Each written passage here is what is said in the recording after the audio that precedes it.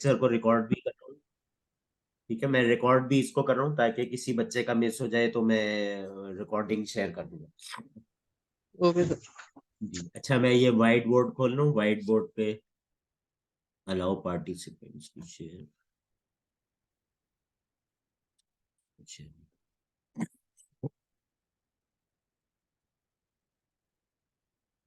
All white boards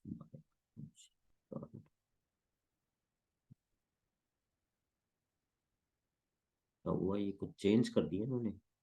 new, how do you want to open collaborating presenting opened in the presentation meeting participants like now persistent create।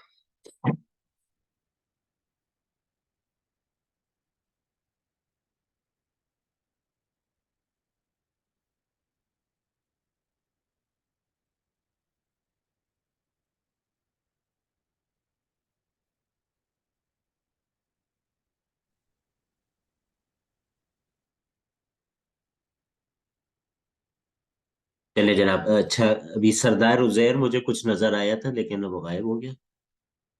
Waiting room में आ गया है। ठीक है, दो बच्चे आ गए, सरदार उजैर और हसन। ठीक है, I am making a recording of this lecture. ठीक है, तो आपको ये रिकॉर्डिंग में शेयर कर दूंगा। ठीक है, सरदार उजैर भी इंशाल्लाह ताला ज्वाइन करने वाले हैं। अच्छा, हमारे पास जो सवाल है, पेन यहाँ से, पेन आ गया।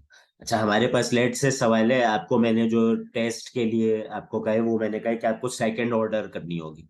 ठीक है, तो लेट से हमारे पास एक कोई सिस्टम है जिसका इनपुट है एक्स ऑफ टी और आउटपुट उसका है वाई ऑफ टी। ठीक है, और लेट से उसकी जो डिफरेंशियल इक्वेशन है, ठीक है, जो आप अपने सिस्टम की बनाएंगे, वो डिफरेंशियल इक्वेशन ये बनती है उसकी, 6 dy/dt plus 25 yt is equal to dx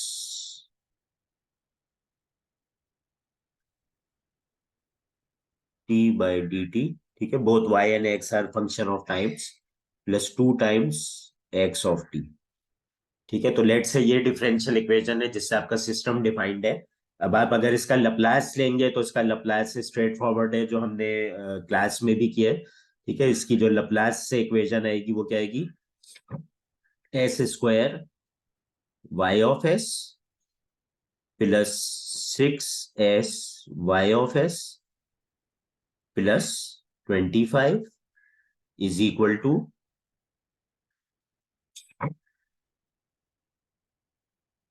और यहाँ पे आपके पास क्या आ जाएगा, s times x of s plus 2 times x of s। ठीक है, everyone agree with this. x of t का ट्रांसफॉर्म है x of s, y of t का ट्रांसफॉर्म है y ऑफ s। अगर सेकंड डेरिवेटिव है तो एक्स स्क्वायर आ गया, फर्स्ट डेरिवेटिव है तो s आ गया, या विदाउट डेरिवेटिव है तो कुछ भी नहीं आएगा। ठीक है, sorry, 25 times y of s आ जाएगा। ठीक है, अब सही है।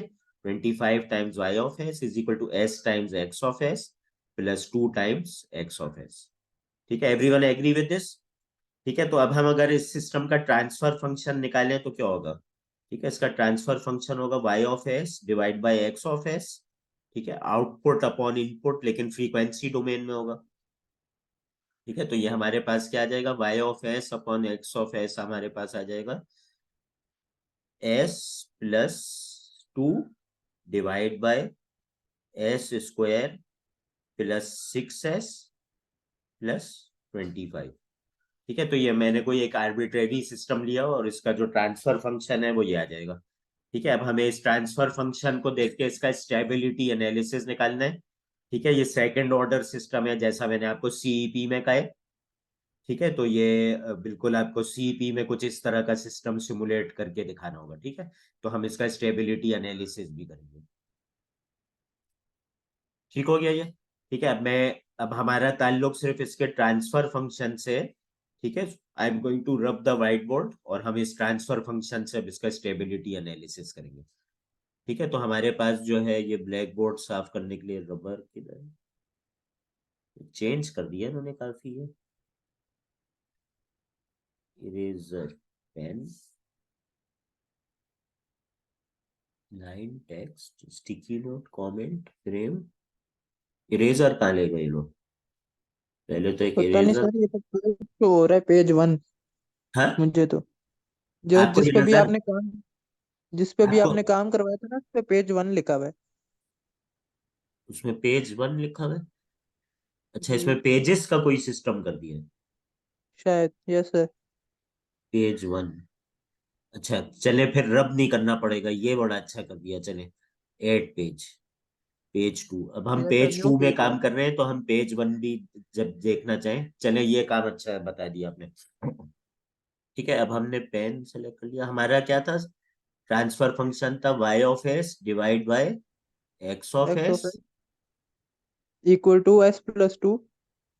ठीक है, और ये आया था s+2 divide by S s² square + plus 25। 6s+25।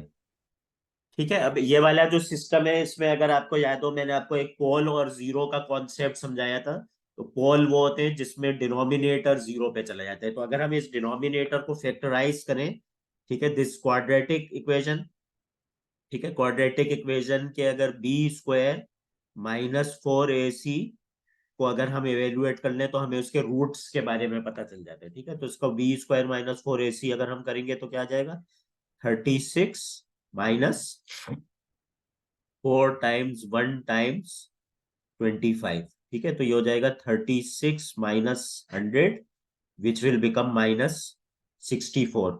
ठीक है, तो अगर b² -4ac less than zero होता है तो इसका मतलब इसके जो रूट्स हैं वो क्या हो जाते हैं? The roots will become complex, क्योंकि जब हम इसके रूट्स निकालेंगे किस फॉर्मूला से? -b + अंडर रूट, यही होता है ना, b² -4ac/2a। तो जब ये स्क्वायर रूट के अंदर एक चीज नेगेटिव में आ जाएगी तो हमें पता चल गया कि इसके रूट्स जो है वो कॉम्प्लेक्स होंगे। ठीक है, और अगर ग्रेटर देन जीरो होते हैं तो रियल होते हैं। तो दिस इज अ केस कि इसके जो पोल्स हैं वो आपको ऐसे मिलेंगे, यानी कि ये सिस्टम स्टेबल होगा क्योंकि पोल इसके लेफ्ट हाफ प्लेन में है but the pole are complex, यानी कि उसमें ऑसिलेशन बिहेवियर भी है और डैम्पिंग बिहेवियर भी होगा। ठीक है, तो -b इसको करेंगे हम तो क्या आ जाएगा? -b का मतलब हो जाएगा -6 प्लस माइनस √-64/2a। ठीक है, 2a का मतलब ये हो गया 2 हो गया। ठीक है, हम सिर्फ डिनोमिनेटर से करते हैं ना स्टेबिलिटी एनालिसिस, तो अभी हम न्यूमरेटर को नहीं देख रहे। ठीक है, तो इसका जो जवाब है इसके रूट्स जो है वो क्या हो जाएंगे? -3 प्लस माइनस -3 प्लस माइनस 6/2 से हो गया -3, -6/2 से -3, और प्लस माइनस, और -64 का जब हम करेंगे तो क्या आ जाएगा? 8 ठीक है, उस 8j को 2 से डिवाइड करेंगे तो क्या हो जाएगा? 4j। ठीक है, तो इसके जो रूट्स हैं वो कॉम्प्लेक्स एंड कॉन्जुगेट हैं। हमेशा जब भी रूट्स आते हैं ना तो उसका रियल पार्ट सेम होगा और जो इमेजिनरी पार्ट है वो प्लस माइनस साइन के साथ सेम मैग्नीट्यूड आएगा हमेशा। ठीक है, तो ये हमेशा पेयर में ऐसे ही आएंगे कि ये ऊपर नीचे आएंगे। ऐसा नहीं आ सकता कि एक हो जाए -3 + 2j और एक हो जाए -3 - 6j। ठीक है, तो उसका जो सर इमेजिनरी, जी, ये सर ऊपर b² - 4ac आपने किया है। हाँ माइनस है, सॉरी, ये प्लस गलती से लिखी है। ये वही है ना, b² -4ac जो ऊपर किया था, ये वही वाला है। Yes sir. ठीक है, तो ये, अच्छा रबर अब नजर आ रहा है। ठीक है, ये गलती से लिख दिया तो माइनस ही है। ठीक है, एवरीवन अंडरस्टैंड दिस? यहाँ तक कोई मसला नहीं है किसी को? No sir. ठीक है, अब आगे चलते हैं हम कि अब आगे इसका क्या करें। इसका स्टेबिलिटी एनालिसिस करना है जैसे आपको अपने सीईपी में करना है, तो हम इसका अब स्टेबिलिटी एनालिसिस करके देखते हैं। ठीक है, तो यहाँ तक हमने इसके रूट्स निकाल लिए, हमें इसका ट्रांसफर फंक्शन भी पता चल गया। अब हमें जो है इसका टाइम डोमेन में रिस्पॉन्स निकालना है, और टाइम डोमेन में रिस्पॉन्स निकालने के साथ साथ इसका स्टेबिलिटी एनालिसिस भी करना है। ठीक है, so we go on the next page.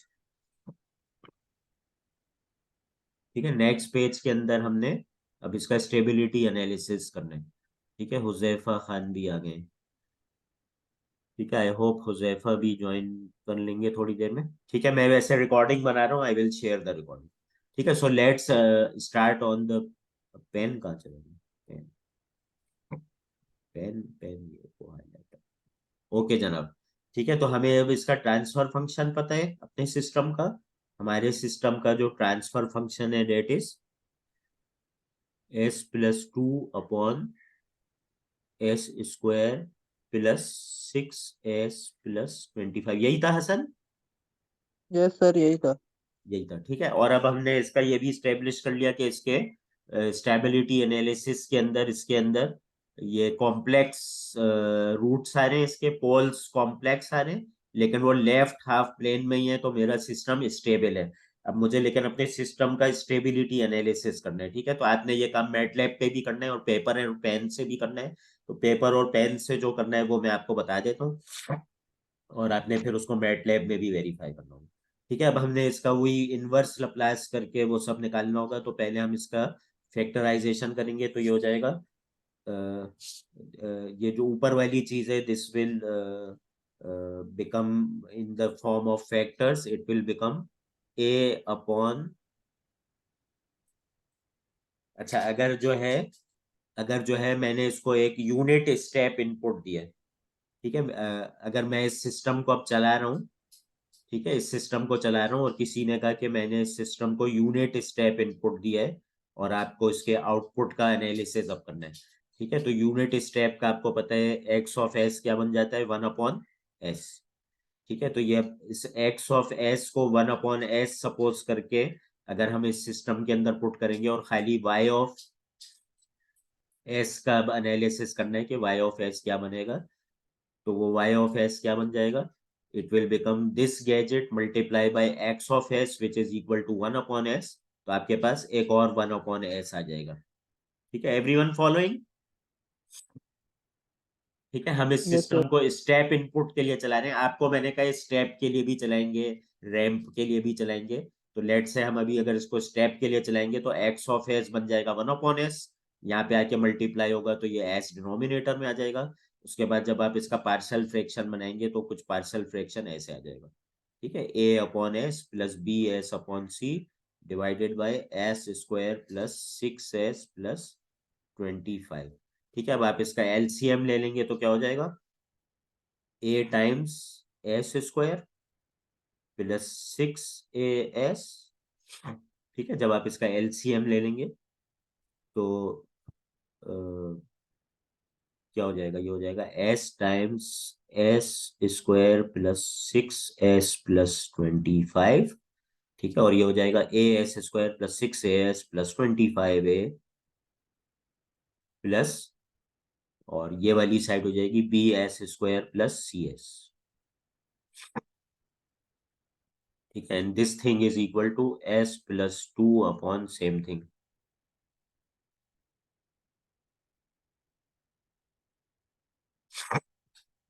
ठीक है, अब आप कंपेयरिंग कोएफिशिएंट्स करेंगे तो क्या होगा, यहाँ पे s² नहीं है तो a+b 0 के बराबर है। ठीक है, a+b 0 के बराबर हो गया। यहाँ पे s की वैल्यू 1 है और यहाँ पे 6a+c इक्वल 1, और यहाँ पे कांस्टेंट है 2 और यहाँ पे कांस्टेंट एक ही है 25a। ठीक है, तो ये हो गया 25a इक्वल टू 2 हो गया। ठीक है, तो इससे आपके पास क्या आ गया, a will come equal to 2/25। Everyone agrees with this, and b will come equal to -2/25। ठीक है, इससे आपके पास a आ गया और a इक्वल टू -b इससे साबित हो गया, और c is equal to 1 - 6a। तो ये हो जाएगा 1 - 6a। ठीक है, तो ये हो जाएगा 1 - 12/25 विच विल बिकम 13/25। ठीक है, एवरीवन एग्री विद दिस?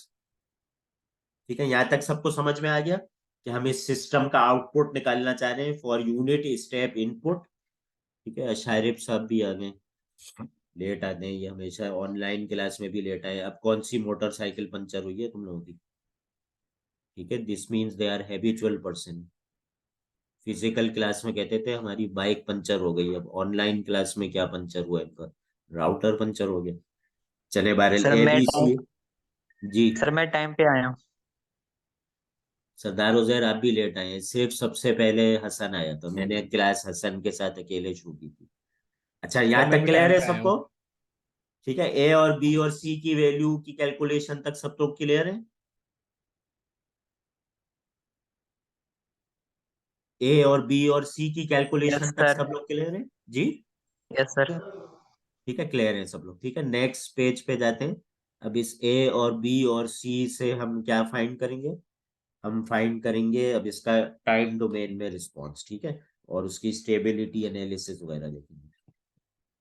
ठीक है, तो हमने जो चीज अब फाइंड कर ली वो ये कर ली कि y अपॉन एस जो है वो बराबर था a अपॉन एस के, जिसमें a हमने तलाश कर लिया, ठीक है, 2/25 है, और बी एस प्लस सी था -2/25 s plus 13/25 divided by s square plus 6s plus 25। ठीक है, तो अब इससे में पहला वाला तो हमारे पास आसानी से आ जाएगा, इसका सिर्फ सिंपली हो जाएगा 2/25 u ऑफ t। ठीक है, लेकिन इसके लिए हमें कुछ जुगाड़ लगानी पड़ेगी, बिकॉज ये स्ट्रेट फॉरवर्ड हमें कुछ नजर नहीं आ रहा है कि ये किस फॉर्म में। ठीक है, तो इसके लिए जब हम करेंगे तो ये हो जाएगा y upon s is equal to 2/25s plus, इसको अगर हम फैक्टराइज करें तो ये क्या हो जाएगा?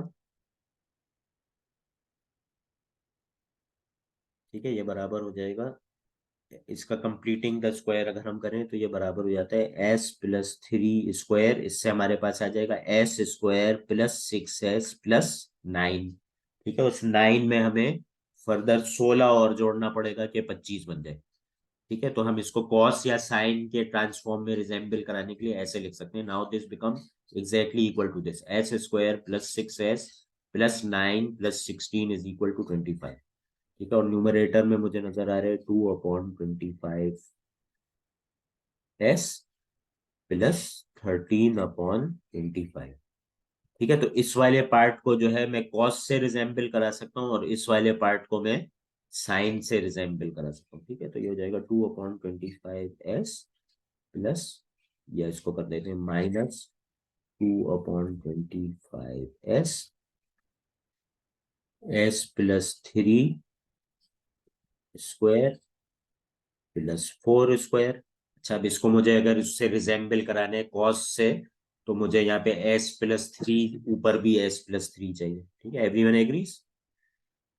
ठीक है, वरना ये कॉस से रिजेंबल नहीं हो पाएगा, क्योंकि अगर इसके अंदर हमने इसको कॉम्प्लेक्स शिफ्टिंग या रियल शिफ्टिंग वाली प्रॉपर्टी दी हुई होती है, तो अगर नीचे s प्लस 3 होता है तो ऊपर भी s प्लस 3 लाना होगा। ठीक है, और इसी तरह से ये है 13/25, और इसको हम साइन से रिजेंबल करा सकते हैं, क्योंकि इसके अंदर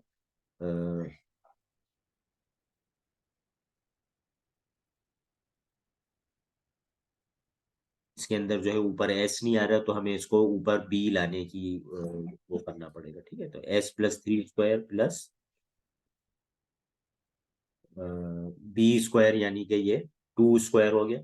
ठीक है, तो हमें वो ऊपर जो है वो क्या करना पड़ेगा, s square plus b square होता है ना, तो ऊपर हमें b लाना पड़ता है। ठीक है, तो ऊपर b लाने के लिए हमें इसको 2 से मल्टीप्लाई करना पड़ेगा और 2 से डिवाइड भी करना पड़ेगा। Everyone agree with this?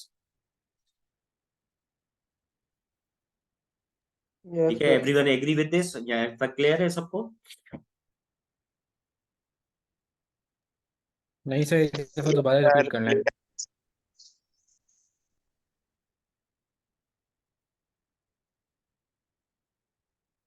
चले हम नेक्स्ट पेज पे देख लेते हैं। ठीक है, आपको कॉस ओमेगा टी का ट्रांसफॉर्म याद है? कॉस बी टी का ट्रांसफॉर्म क्या था, और साइन बी टी का ट्रांसफॉर्म क्या था, लप्लास? सर कॉस बीटी का तो था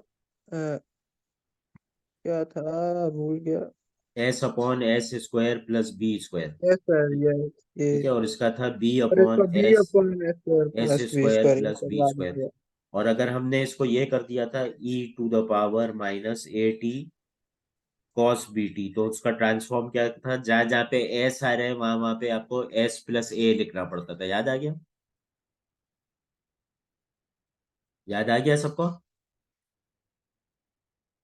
ठीक है, अगर यस इसमें e sir. To the power yes sir minus आ एट गया। नहीं आता था तो प्रॉपर्टी थी कि जहां पे भी s आ रहा है वहां पे तुम्हें s+a कर देना है, यानी कि ऊपर भी s+a और नीचे भी s+a। तो अगर हम पिछले पेज पे जाएं। सर ये स्क्रीन नजर आ रही। जी, सर अगर मुझे स्क्रीन नजर नहीं आ किसको स्क्रीन नजर नहीं आ रही? सर इशारे। और बाकी बच्चों को नजर आ रही है? यस सर बिल्कुल क्लियर, क्रिस्टल क्लियर नजर आ रही है। सर मैंने अभी 5 मिनट पहले ज्वाइन किया, अभी तक वो लोड हो रही है, नजर ही नहीं आ रही। सर इसका ट्रैफिक जाम है फिर से सर। अरे इसका भैया वाईफाई नेट। फीचर। तुमने इंटरनेट के चार्जेस नहीं पे किए हैं, सिंपल सी बात है। नहीं नहीं सर, इंटरनेट के दिए हैं लेकिन वो आ ही लेट नहीं क्यों आए रहे पहले थे ये सर। बताओ? बाइक तो पंचर होने का अब सवाल नहीं पैदा होता ना, लेट क्यों आए हो? सर वो ऐप डाउनलोड कर रहा था तो उसमें टाइम लग रहा था। हाँ, तो देख लो, you are not well prepared. आपकी ऐप जो है वो कोई फिर अपडेटेड नहीं है, उसमें फिर कोई मसला होगा, आपको अपडेट करनी पड़ेगी। खैर, मैं इस लेक्चर की रिकॉर्डिंग बना रहा हूँ तो आप लोगों को मसला नहीं होगा, ठीक है। मैं रिकॉर्डिंग इसकी ओके सर। अपलोड कर दूंगा तो आप रिकॉर्डिंग देख लीजिएगा। अभी आप ऑडियो से ही काम चला लें। ठीक है, बहरहाल ये वाली बात समझ में आ गई बच्चों को? ठीक है, कि हमें ये वाली प्रॉपर्टी करनी पड़ती है, अगर s+a नीचे आ रहे हैं तो ऊपर भी s+a बनाना पड़ता है। ठीक है, तो हमें ऊपर भी s+a बनाने के लिए क्या करना पड़ा कि हमें जबरदस्ती s+3 - 3 करना पड़ा। आ गई बात समझ में? अब s+3 और -3 0 हो गया तो s के साथ हमने कुछ भी ऐड भी नहीं किया, लेकिन s+3 दिखा भी दिया हमने। Everyone agrees? Yes sir. और सर वो दूसरे वाले के साथ क्या किया, 13/25 के साथ? अब इसके लिए जो है हमने इसका जो ट्रांसफॉर्म होता है अपना साइन का, वो क्या होता है? बी साइन अपॉन का एस जो स्क्वायर होता है प्लस। वो होता है b/s² + b², यही होता है ना? Yes sir. ठीक है, लेकिन अगर आपके पास कोई इस तरह की सिचुएशन आ जाए कि अब आपके पास e⁻−8t साइन bt हो जाए, ठीक है, तो अब आपका जो मसला है वो ये है कि नीचे तो s+a² + b² ही आएगा, ठीक है, लेकिन ऊपर जो है वो अब आपको b दिखाना पड़ेगा। ऐसे ही है ना? ये वाला b तो ऊपर अब दिखाना पड़ेगा ना, इस b से मैच करने के लिए। तो अब अगर ये वाला b आपके पास नहीं है तो आप क्या करेंगे?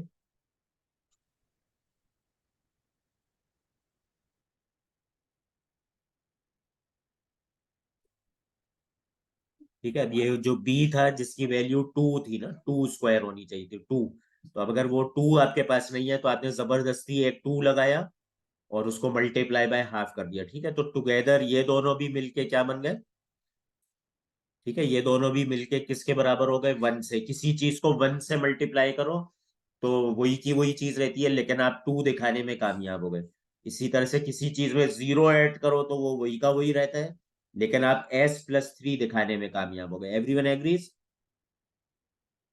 Yes sir. ठीक है, अब आप क्या करेंगे, ये s+3 वाले टर्म को इधर कर देंगे, और ये जो इसके साथ जरब हो रहा है, ये कांस्टेंट है ना, इस वाले पार्ट को कहाँ ले जाएंगे आप? इधर ले जाएंगे, क्योंकि यहाँ सब कांस्टेंट्स में खेल रहे हैं आप। Everyone agrees?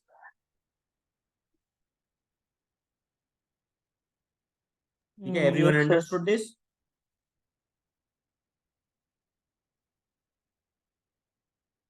ठीक है, तो यस अब सर। आपके, जी, आपके पास जो इसका फाइनल फॉर्म आ जाएगा वो आ जाएगा। ठीक है, ये अब आप खुद करिएगा, अभी टाइम हमारे पास कम है, ये फ्री सेशन आपका 40 मिनट्स में एंड हो जाता है, फिर मैं दोबारा ज्वाइन नहीं करूंगा। ठीक है, तो इस आपके पास जो फाइनल इसकी जो चीज है वो कुछ इस तरह से आ जाएगी आपके पास। y(t) = 2/25 u(t) - 2/25 e⁻−3t cos 4t plus 19/100 e to the power -3t और sin 4t। ठीक है, तो आपके पास अब ये जो फाइनल फॉर्म आ गई, इससे आपके पास ये साबित हो रहा है कि इसके अंदर ये ऑसिलेशंस भी हैं और इसके अंदर डैम्पिंग भी है। ठीक है, this thing damping and this thing show the oscillation. ठीक है, अब आपको इसका स्टेबिलिटी एनालिसिस करना है। ठीक है, हमने पहले ही बता दिया था कि इसके रूट्स या पोल्स तो इस तरह से आ रहे हैं, -3 +4j एंड -3 -4j। ठीक है, दो रूट्स हमने निकाले थे, -3 +4j एंड -3 -4j। ठीक है, तो this system is stable because it is in left half plane. ठीक है, अब आपको इसका अगर ओवरशूट और ये सब चीजें निकालनी है तो उसके मैं कुछ फॉर्मूलाज बता देता हूँ। ये आपने मैटलैब में भी करना है और पेपर पेन से भी करना है। ठीक है, तो जो आपके पास डिनोमिनेटर होता है ट्रांसफर फंक्शन का, ठीक है, ट्रांसफर फंक्शन में एक था न्यूमरेटर और एक था डिनोमिनेटर। ठीक है, डिनोमिनेटर में जो आपके पास इक्वेशन थी वो क्या थी, s² + 6s + 25। इसका एक और नाम भी होता है, इसको हम कहते हैं कैरेक्टरिस्टिक इक्वेशन। ठीक है, कैरेक्टरिस्टिक इक्वेशन डिनोमिनेटर में जो पॉलिनोमियल फंक्शन था ट्रांसफर फंक्शन के। ठीक है, तो उसको हम कैरेक्टरिस्टिक इक्वेशन भी कहते हैं। और कैरेक्टरिस्टिक इक्वेशन के रूट्स जो के पोल्स भी हैं उनको हमने कैलकुलेट किया था। ठीक है, तो कैरेक्टरिस्टिक इक्वेशन जो होती है उसको एक और तरीके से एक्सप्रेस किया जा सकता है, उसको कहते हैं s² + 2 zeta। ठीक है, this is not sigma, this is zeta, ω_n s + ω_n²।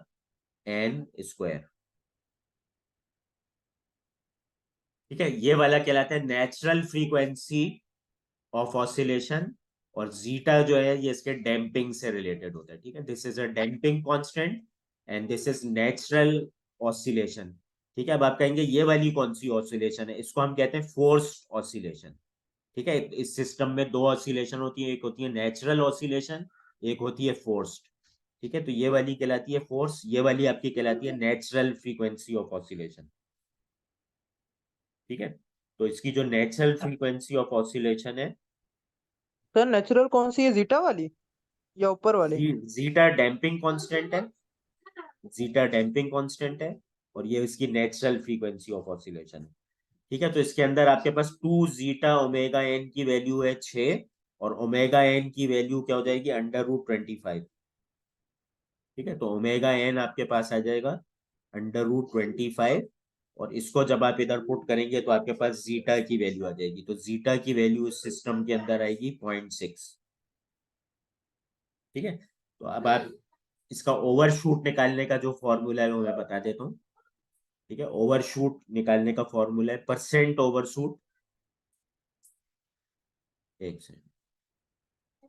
ठीक है, ओवरशूट परसेंट जो पहली बार आप एक्सीड करते हैं अपने डिजायर्ड सेट पॉइंट को।